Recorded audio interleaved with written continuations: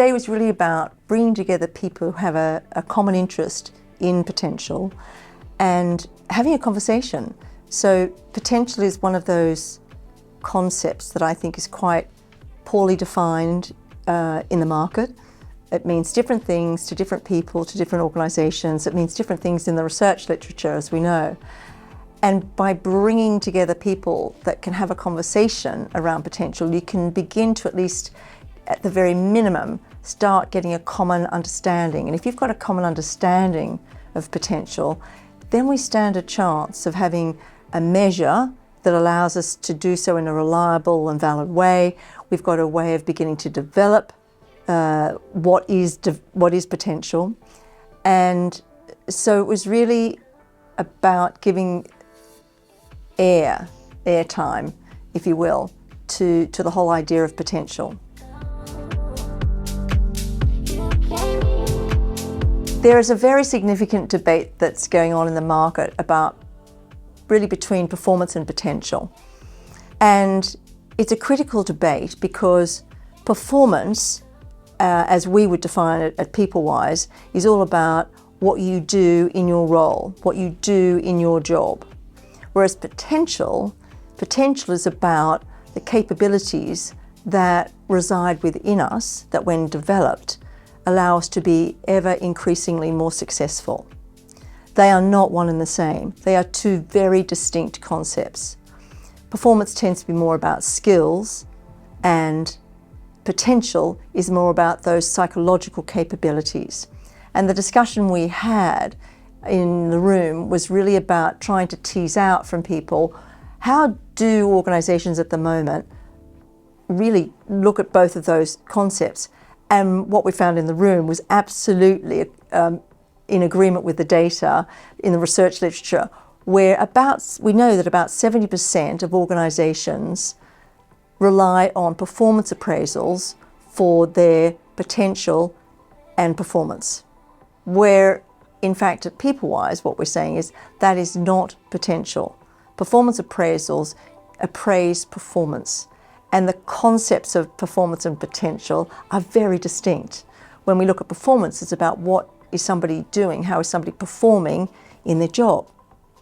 Potential is about the capabilities to do something different, to perhaps stretch into a different role, perhaps vertically or laterally, to take on more complex responsibilities, more complex decision-making, perhaps to be adaptive across different geographies. So there's a very clear distinction between performance and potential.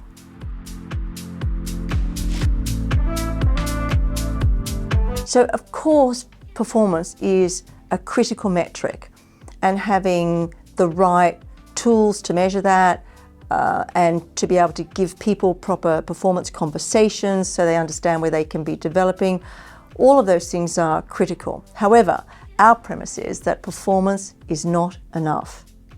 Potential is about the future. It's the potential to stretch into new roles. And how we define potential through our 2 decades of research is through those 5 constructs of mental agility, emotional agility, confidence, resilience, and drive. And from those 5 constructs come the 15 sub-factors, and together they are highly predictive of people's future success as they move into stretch roles. Now, of course, I say success, that doesn't abrogate an organisation of its responsibility to support that person as they step up into a new role. And putting support around that person can be equally important. I would say that over the last couple of years, we've seen a real shift in the market. That would be my observation, from a narrative around capabilities and abilities to much more skills discussion. So skills recruitment, skills development, skills profiling, so much more of that. And I have questioned the wisdom of that shift. And the questioning of that really is based on a number of things around skills. And let me be clear, I'm not saying that skills are not important. Of course they're important. And we ourselves assess skills as part of our solutions, as part of our talent solutions when it is appropriate. However, skills tend to be role specific. They tend to have a finite life, and the more you go up an organisation, skills tend to be less relevant relative to capabilities. And by capabilities, what I mean, capabilities are the internal abilities that we have, the broad abilities, the broad aptitudes we have that allow us to manage in what today we know as a VUCA world. So the ability to be agile and to be adaptive, the ability to look at a problem and stick with it and find a solution to it, the ability to take on a challenge and not fall at the first hurdle, which of course we see increasingly today. Some of that stickability, being able to understand that skills become obsolete. And in fact, if I asked people to predict what are the skills that we're going to need, that organisations are going to need in the next 5 years, I think we'd be hard pushed to be able to articulate them. But I do know what capabilities we're going to need. We want capabilities, we want our talent pipelines crammed full of people that are highly agile, highly adaptive, have the ability to think in a very fluid, interconnected way, so they're understanding the systems in which they're operating. PsyCap Potential really began, its journey began 2 decades ago. And if I fast forward to today, PsyCap Potential is a BPS accredited psychometric assessment tool that allows you to, in a valid and reliable way, assess the potential of individuals. So what do I mean by that? Because potential is simply a word. So with our 2 decades of research, we identified and defined potential as mental agility, emotional agility, confidence, resilience, and drive. Each of those 5 capabilities or constructs have 3 sub-capabilities, so 15 in total. And together, they are highly predictive of success as one transitions into either bigger lateral roles or as you transition up an organization's hierarchy. And the reason being, because as you transition into those bigger roles, vertically or laterally, typically what happens is that there is a requirement to be more strategic in your thinking.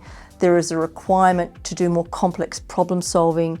The environment is more ambiguous. One has to be more adaptable. One has less supervision, so less guidance. One needs to tap into more resilience and perseverance. And typically you're setting your own goals and self-driving. So those 5 capabilities, as I said, really validated and verified through our 2 decades of research, stand organizations in really good stead to understand, well, this is what we mean by potential, and this is where we need to target development. The headline number of getting it wrong, in other words, focusing only on performance and not on potential, because performance is about today, potential is about the future, about building your pipelines for tomorrow. So what are the costs? So we know that it's costing British industry estimated £85 billion a year in poor leadership. So that is the impact of over-promoting or putting the wrong people into the wrong roles for the future. We also know that about 50% of leaders fail because they are over-promoted, put into the wrong roles, again, with no assessment. We know that about 70% of organisations today, even though we know that we over-promote, about 70% of organisations today rely on performance appraisal, and they call that potential. So they use that performance appraisal data to make a decision, can that person be promoted to another role? A role that is vertical, typically. If you think about those 50% of leaders that fail in their first year, having typically been over-promoted, there's a huge human cost to those people. So it's not just the organisation, it's the individuals themselves. So, huge cost by not understanding what is potential within your organisation.